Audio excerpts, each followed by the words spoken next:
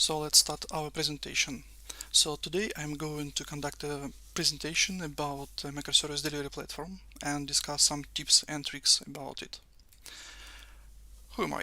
I am Andriy Trubitsyn, a solution architect at EPM, and my main focus on microservices, and I usually like microservices and try to investigate and dig as much deeper in microservices approach as I can. And to start the presentation, let me discuss a couple of things. I believe you remember that microservices delivery platform. It's a microservices platform where microservices are up and running, and also it's a CI/CD to deploy microservices to microservices platform. So in this way, we can deliver our microservices. And also I believe you know such big companies like Netflix, Amazon, eBay, Uber, SoundCloud, or Facebook. And all of these companies have chosen microservices architecture style as a primary style for their platforms. And when we are talking about microservices, for sure we remember about microservices concerns you can see on this slide. So for example, config management. So if you have hundreds of microservices, thousands of instances, so probably you want to change some behavior on fly, you want to do A/B testing or turn on or turn off a feature.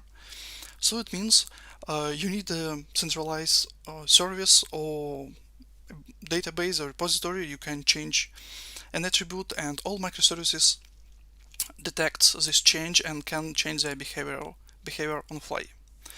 And also, if we are talking about microservices, we have to remember about service discovery and load balancing. So microservices always starting, shutting down, changing their IP addresses, so we need a special service which knows where microservice is up and running. And also we need a load balancer just to understand which instance of a service we are going to call, right? Also we have to remember about resiliency and fault tolerance, because microservices intercommunicate via unreliable network, and sometimes network fails, and we have to design our microservices to be fault tolerant and resilient. Also, just let's discuss security. So if we have a monolith application, we have to take care about one big application. If we have a lot of microservices, we have to understand, do we want to do authentication and authorization on each microservice, or we are going to have a demilitarized zone for them? And there are a lot of other questions we have to address. Also, if we would like to debug how our microservices work, we need some place where we can store logs and metrics. Just one single place we can open and understand which of microservices or even instances of a microservice is experiencing some problems. And distribute tracing. For example, a front-end application calls a backend, and backend responds slowly. Which microservice is guilty? Probably our call is processed by many microservices, which are orchestrated by some service or orchestration engine. So for such purposes, we need a distributed tracing service which aggregates all intercommunication between microservices, so we can understand which exactly instance of a microservice is experiencing problems with performance, and etc, etc, etc. So this presentation is based on a real case.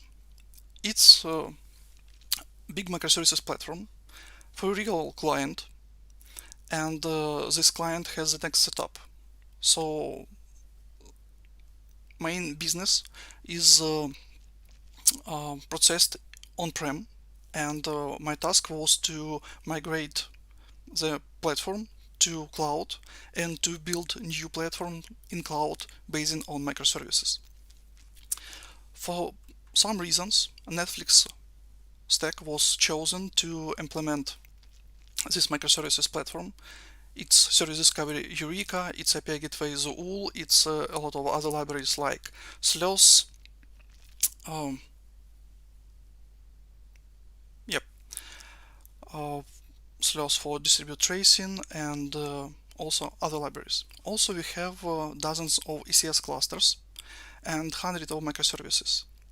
And because we have many cross-functional teams and each team can choose a language on their own, so we have Java, .NET and Node.js services.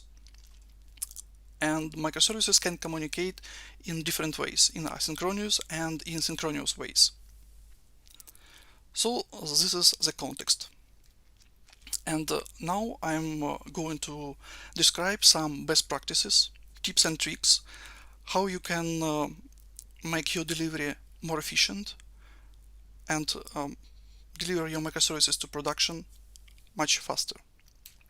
And as usually, we start with CI/CD pipelines. So if you have a monolith application, you have one pipeline. You have probably several pipelines for a database, for some resources in cloud. But if you have hundreds of microservices, how many CI/CD pipelines do you need? So it's not just 100, it's much more. Because if you deploy to cloud, we need a database in cloud. Probably we need some queues, we need some S3 buckets, or we need some other infrastructure elements. And for each of such an element, infrastructure element, we have to have CI/CD pipeline. And also we have to have CI/CD pipeline for the microservice. And CI/CD pipelines are quite complex and include a lot of different steps. So in our case, we understood that it makes sense to differentiate CI and CD pipelines because CD pipelines probably are very similar and deployment to each environment is almost the same. The difference are only in quality gates. And to speed up CI/CD pipeline creation, we created templates and some shared libraries. So if you have CI/CD pipeline template, which do deployment of an empty microservice to an environment, and then according to some quality attributes, deployment to other environments can be done.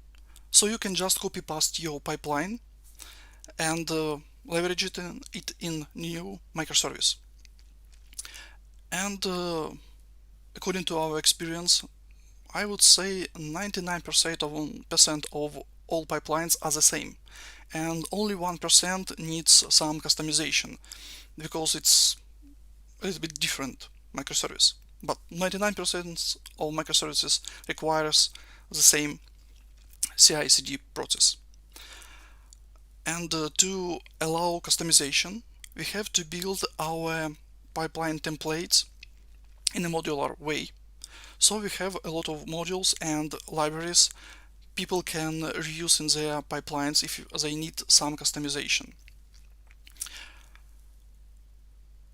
What our shared libraries for pipelines include? They include some agents which can be injected into Docker image to collect metrics, logs, and send them to centralized logging or monitoring system. So this is the first best practice and what we've learned working on so many pipelines. So all pipelines are almost the same. It makes sense to separate CI pipelines and CD pipelines.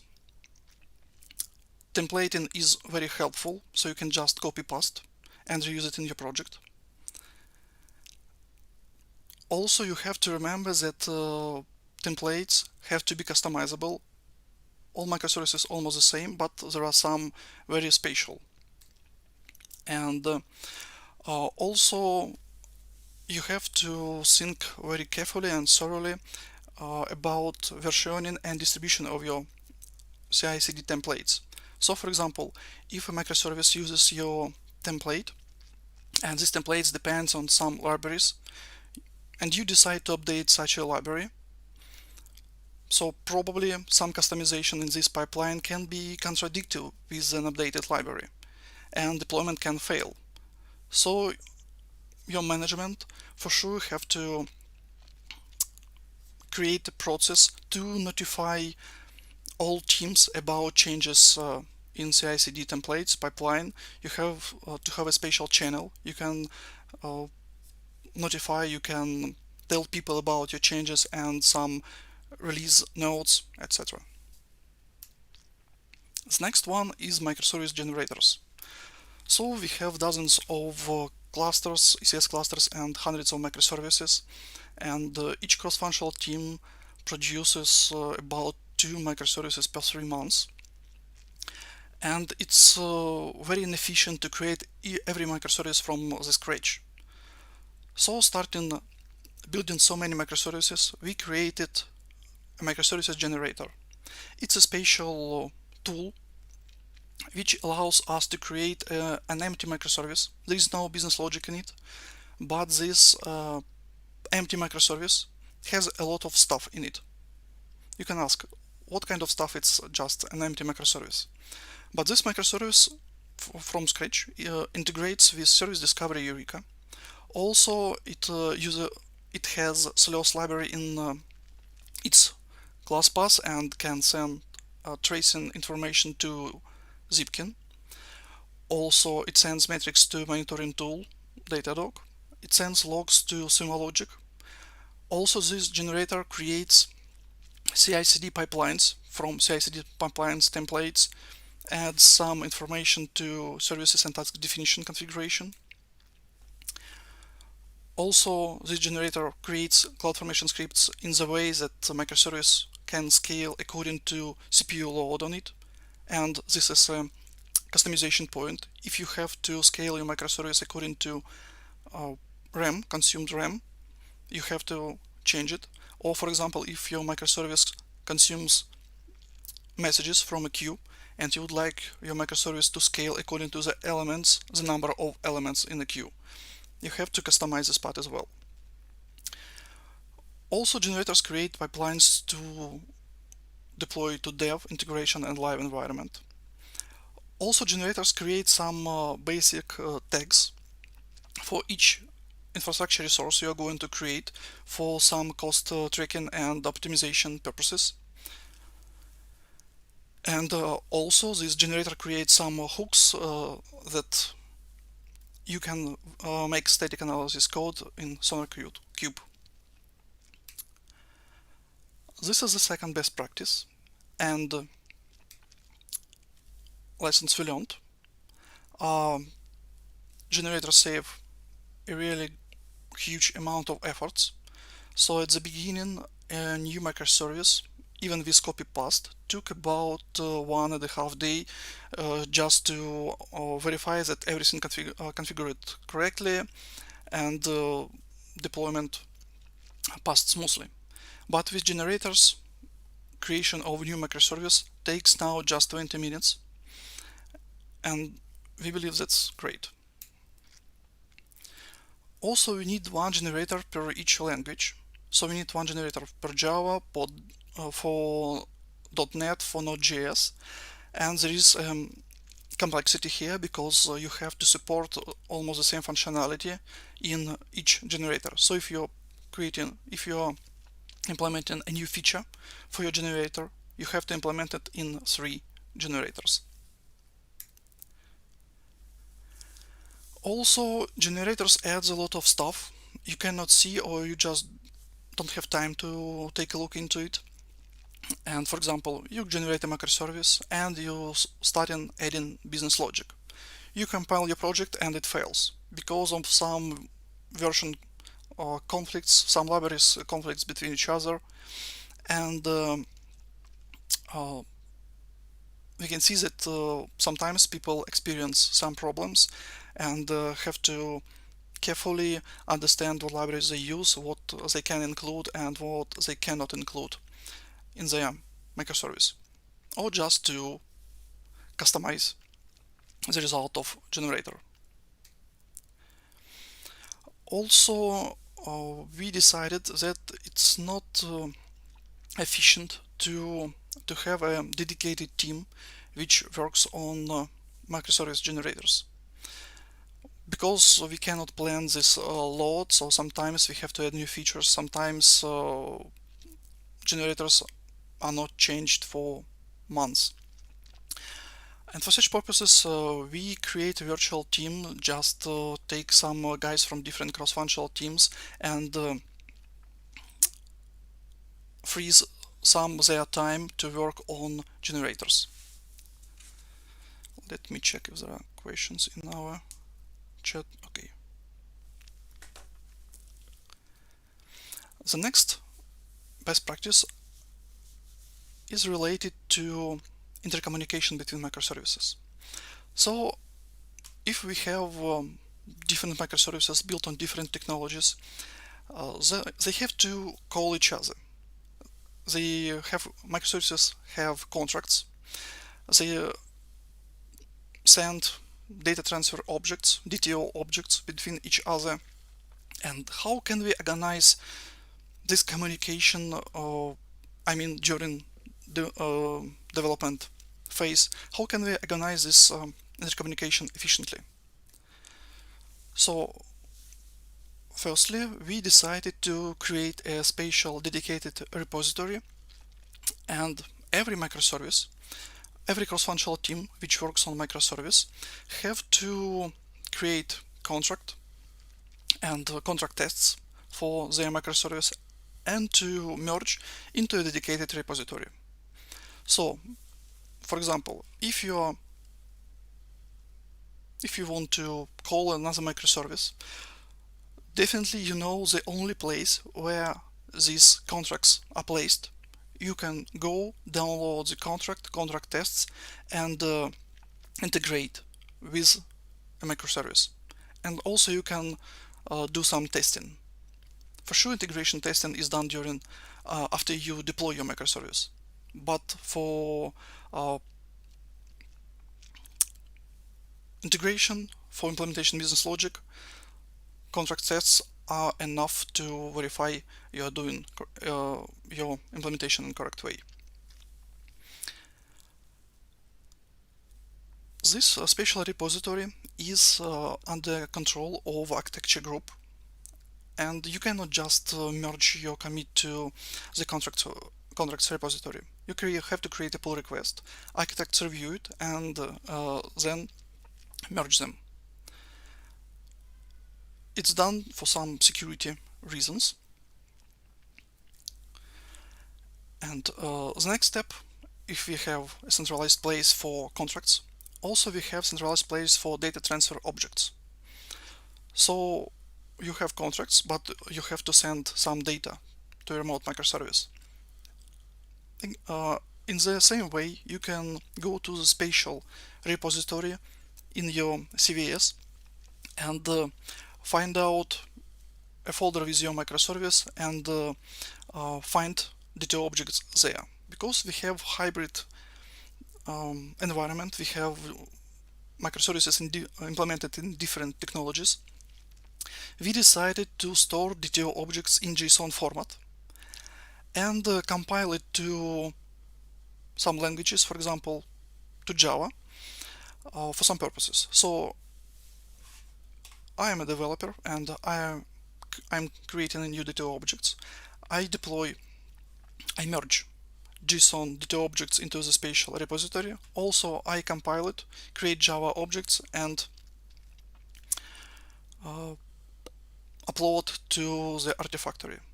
So if you're implementing your microservice, for example, in .NET, you can just download DTO objects in JSON and include into your projects.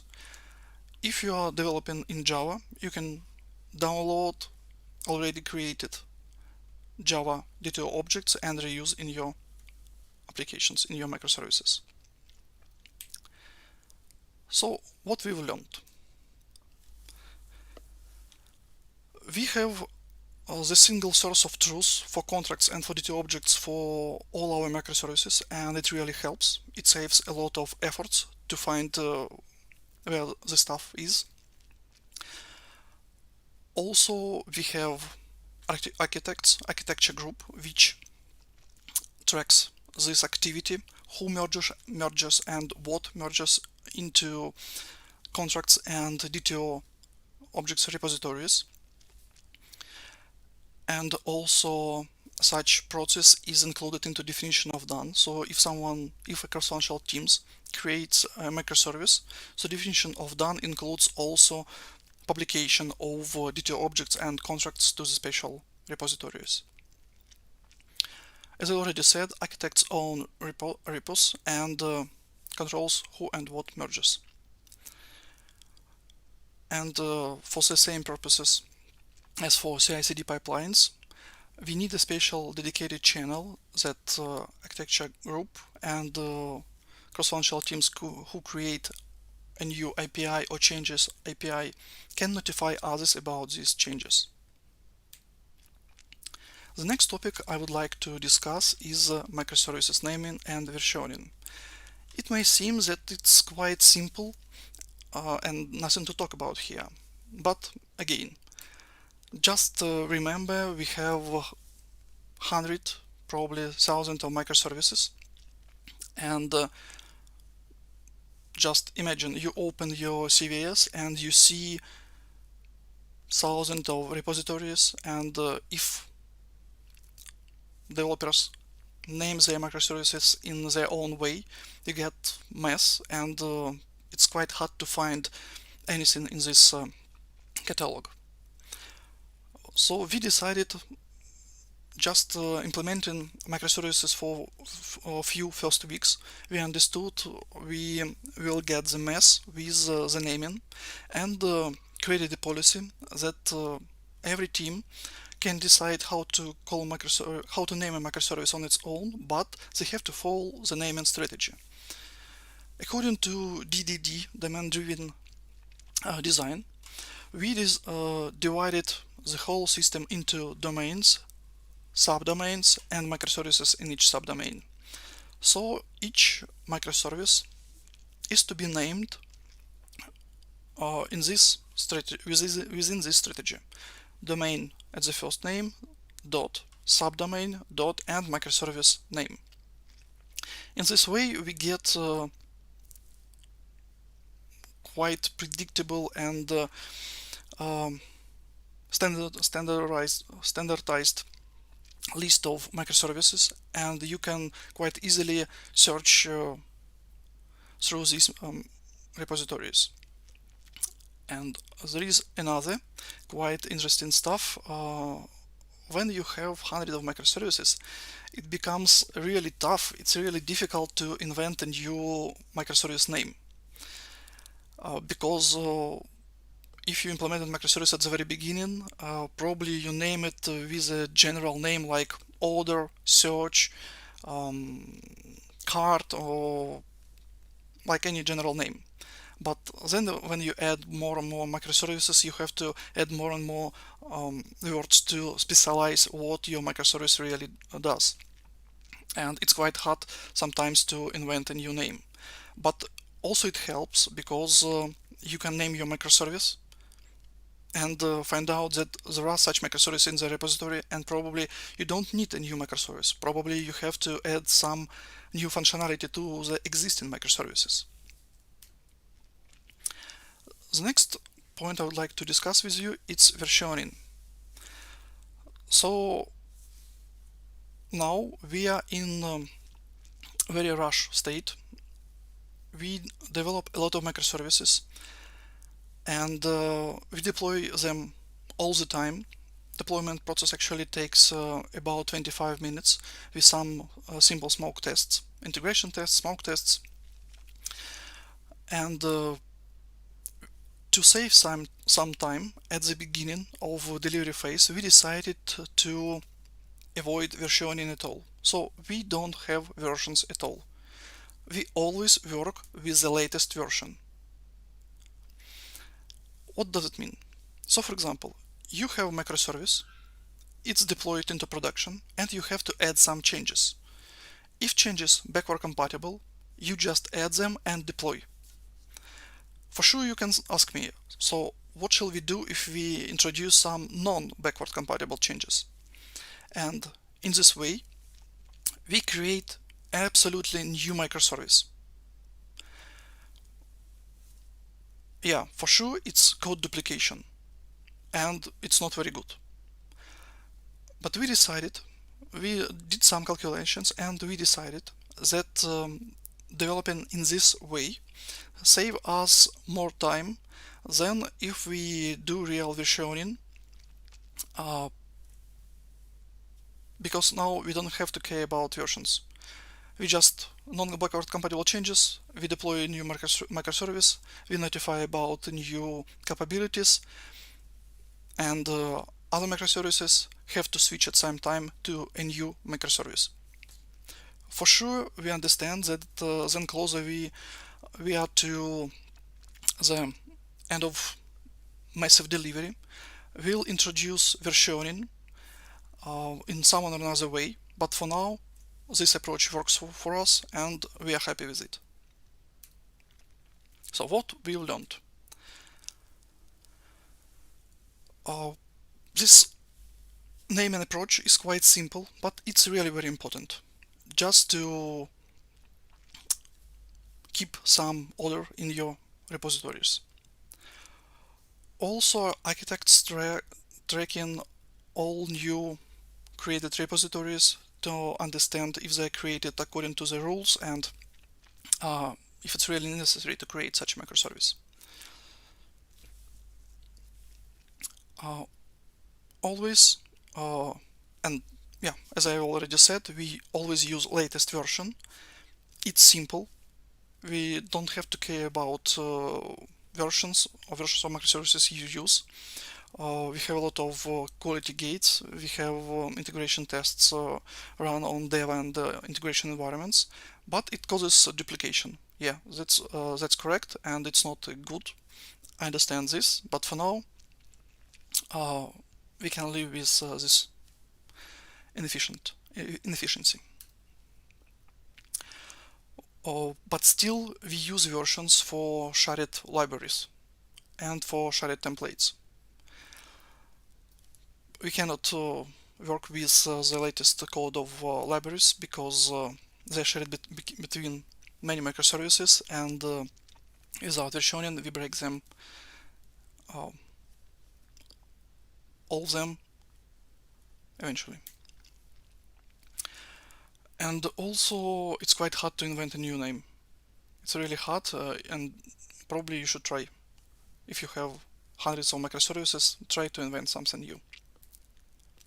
The next topic I would like to discuss with you is 24/7 support. So, as I already said, we use continuous deployment. So, commit merged to a repository goes to production in 20 minutes. So 20 minutes passed, we have a new version in production. For sure, we have a lot of quality gates. We have a lot of unit tests, module tests, integration tests, functional tests, smoke tests, but really hard tests are run nightly. And because we deliver in such a way, sometimes we have errors in production. And we came up with this process. There is a special alert management system, OpsGenie, and all our monitoring tool, Datadog, SumoLogic, our login tool, CloudWatch, integrates with OpsGenie and sends some alerts or exceptional cases to OpsGenie, this alert management system. For example, if one of our microservices fails with out-of-memory message, so SumoLogic or CloudWatch detects this and sends a message to OpsGenie. Or for example, CPU utilization on your microservices instance is more than 95% for more than 10 minutes. It means we have a problem with scaling. So Datadog sends an alert to OpsGenie, and then the next process starts. So we have every cross-functional team dedicates a person to a shift, and this person have to have stable internet connection, notebook and telephone provided by company, uh, just in their hands or just not far from the people on the shift. And when notification from OpsGenie comes, this person have to acknowledge that I am aware of this problem and I am ready to fix it. And according to the contract with customer, we have like 2-hour window to fix a problem and to deploy patch to production. But for some reasons, a developer can go asleep or can go party or I don't know, drink whiskey. I'm joking. And in this, and if a problem is not acknowledged, a call automatically redirects to a team lead. So team lead now is responsible for his developer and for this problem. Also, if team lead is doesn't respond either, so the next call goes to an architect and to project manager. And if they do not acknowledge the problem, the call goes to the client side. Not because the client knows how to fix the problem, but the clients, in this way, the client knows that we fail to at least acknowledge the problem, and no one cares about the problem. And in this case, client can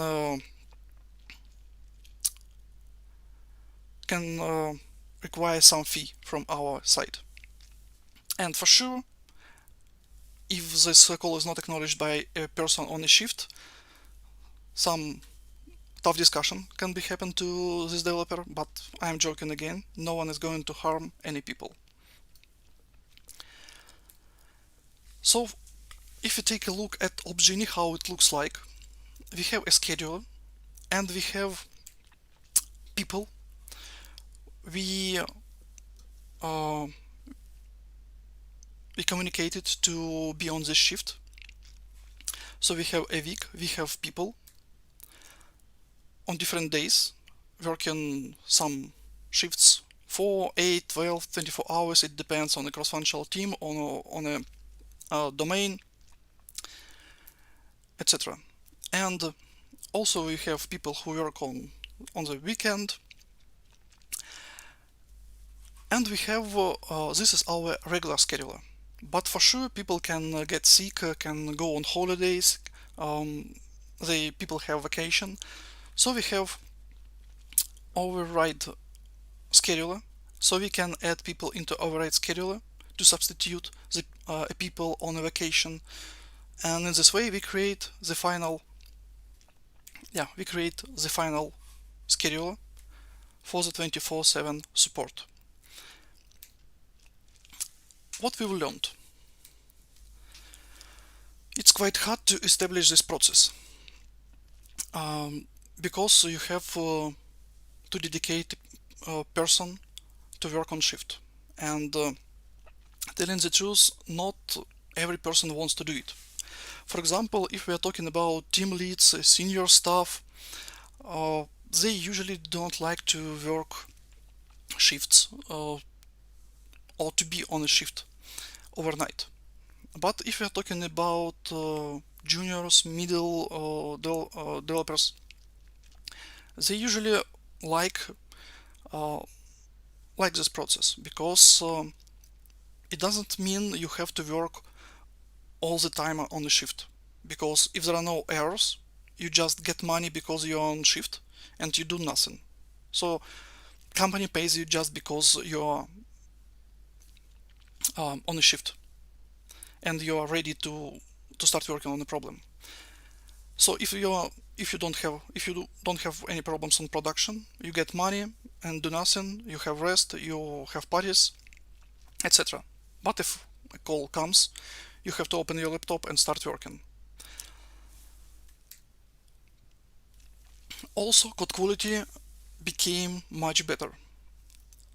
For sure, we saw some reduction in team velocity because a team spends more time on unit tests, on other different tests. Implementation became more thoughtful, I would say, for sure. But at the end, we get much less errors in production, and the client is happy about it. And for sure, it's not happened just immediately when we start this process. At the beginning, we had like 7 10 errors, problems on production during a week. But after a couple of months, we have like 1 2 errors during a month. So again, the client is very happy about it. As already Sam said, team velocity somewhat decreased, and it was expected and understood. And as I said, some people refuse to work shifts, but there are people who are very happy to work on it. The next topic I would like to discuss with you is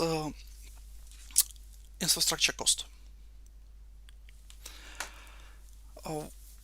As I already mentioned, we have many cross-functional teams, and each team is fully responsible for each microservice, and can choose infrastructure as they want.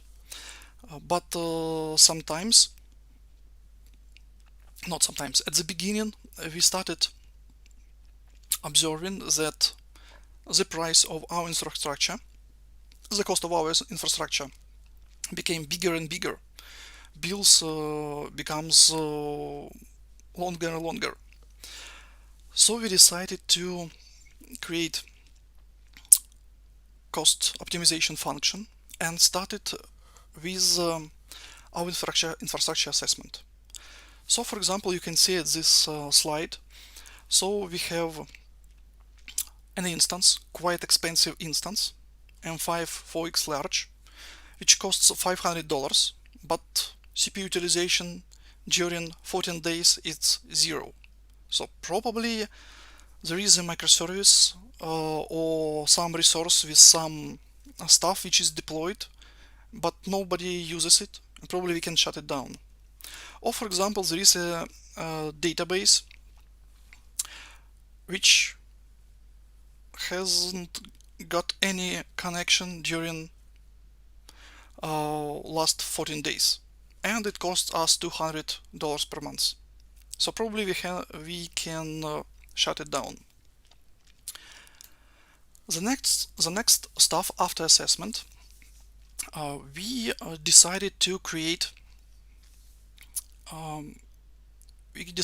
add spatial tags into our microservice generators, and these tags shows who created this microservice, who is responsible for it, what domain it belongs to, and all required information. We can clearly understand who created this microservice and who is responsible for it. So if we can see a big price, big cost for infrastructure used by this microservice, we can go to architecture group, can go to this cross-functional team, responsible cross-functional team, and ask questions. Also, we changed somehow our definition of done.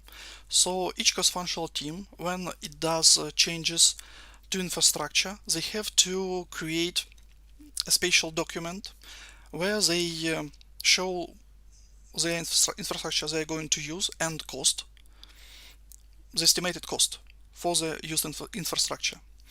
And after it's assessed by an architect, this infrastructure is approved and can be legally used in the environments. So what we've learned from it? Oh great, I can see questions, and this is the last tip I would like to discuss with you, and then we can come up with questions. Thank you for questions, actually. So what we learned? You should tag your resources. Each resource in cloud is to be tagged. You have to track any changes introduced to your infrastructure, at least to understand how they're expensive. For example, if someone creates an Elasticsearch cluster and it's going to cost you like 5,000 per month, probably it's a point to discuss why this team needs so powerful Elasticsearch instances. Probably they need it, and it's fine.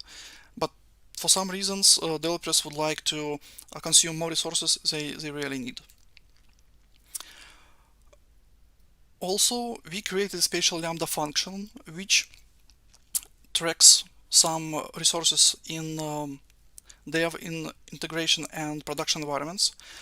And we have a bunch of special rules, and if infrastructure element satisfies these rules, we just remove it. For example, if we find EC2 instance which CPU usage is equal or less than 0 during last 2 weeks, we just shut it down.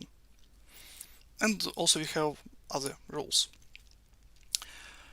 Yeah, as already said, developers do a lot of POC, and probably sometimes they don't know the real data size they're working with, and developers like to allocate big disks for their containers, like 10 gigabytes, 15 gigabytes, but really they need hundreds of megabytes. So thank you very much for listening to me, and let me read through questions. Okay. What about the evolution of generators, the problem of the outdated service templates used to create early microservices? Yep. So if a microservice created with all generators, so the cross-functional teams usually did all customization on their own. And for sure, if you use a new version of generator, you get more features from the very beginning. And so yeah, we work on our generators and adding more features. And the problem of the outdated service templates used to create early microservice. So if a service is created with outdated generator, it works in any way. So if we need to add some stuff, we add the stuff manually. Is the generator open sourced? Can we have a link to it? No, generators are not open sourced, and it's a part of the client repositories. But actually, I have seen a lot of different microservice generators at GitHub, and also we compared existing generators, but chose to implement our own for some reasons. For non-standard DTO object, we don't need to put in DTO repo, right? Actually, all our DTO objects have to be put into DTO repo, and we haven't found any special cases we shouldn't do it. What about version problem, DTO and contracts, how it's tracked?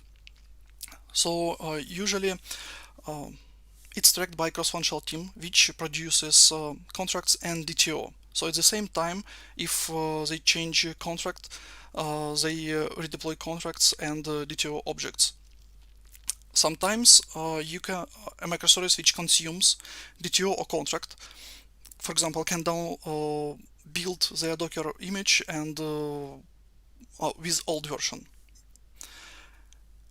For some reasons, a new version can come into a repository, and if you deploy your microservice with the old version, it fails for sure.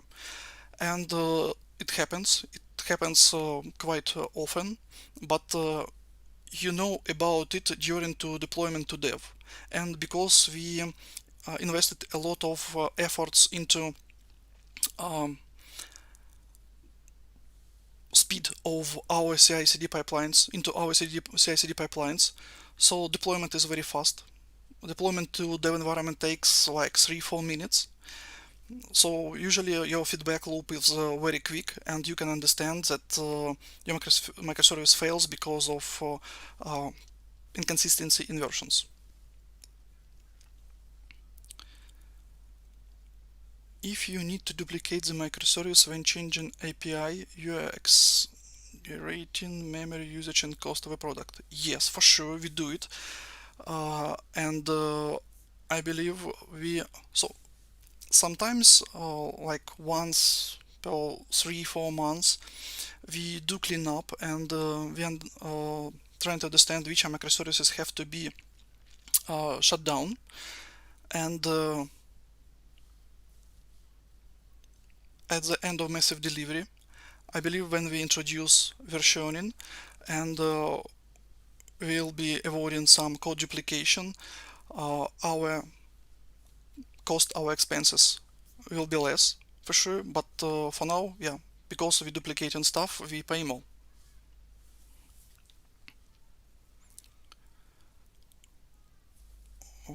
Okay, thank you very much. I hope I answered your question. If no, please let me know in the chat.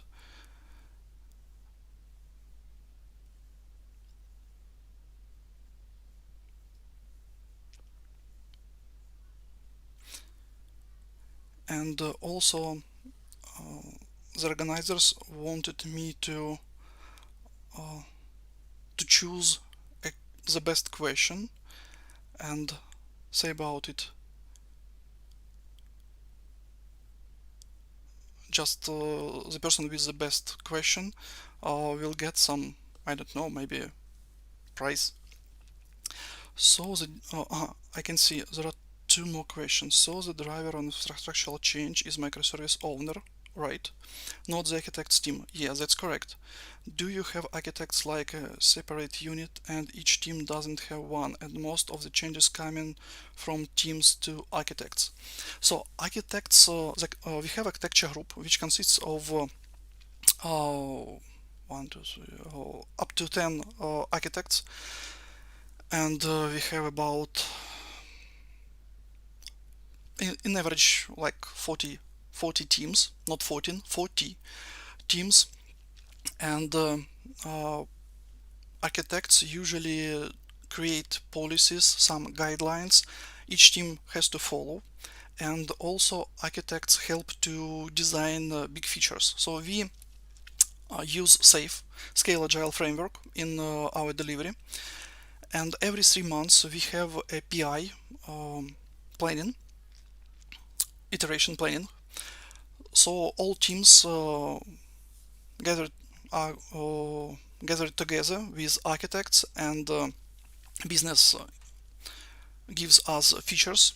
So we design these features with the teams which are going to implement them, and we advise about the number of microservices, interaction of microservices, integration with other microservices. We try to help with the infrastructure design and all this stuff. And for sure, during implementation, sometimes we have to introduce some changes in architecture, and it usually happens like we have a draft design at the end of planning. Teams start working on the implementation.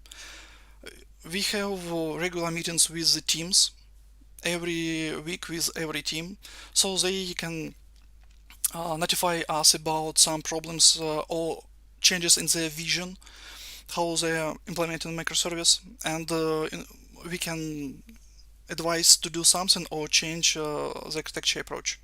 So we can introduce some new features to support some fault tolerance or some other stuff. For example, the latest case when we created search, and we had quite a big Elasticsearch index, and for some reasons we did clean up with this index.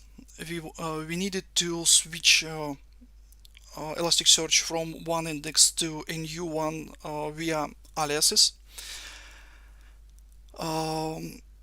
And at the beginning, we thought we could do it very quickly, and we don't need maintenance window or something like this. But during implementation, when we did some proof of concept, we understood um, we cannot just switch one index to another. We have to introduce one new index, switch to a new index, then clean up the old one and switch back.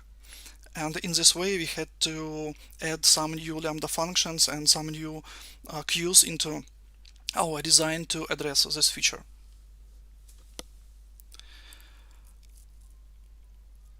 I hope I answered your question.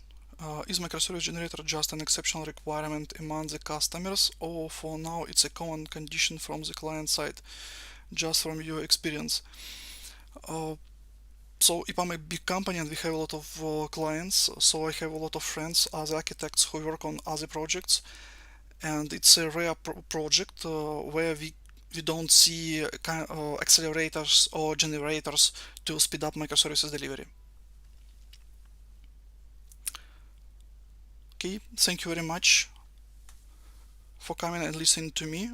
I believe this is all for today. Thank you very much.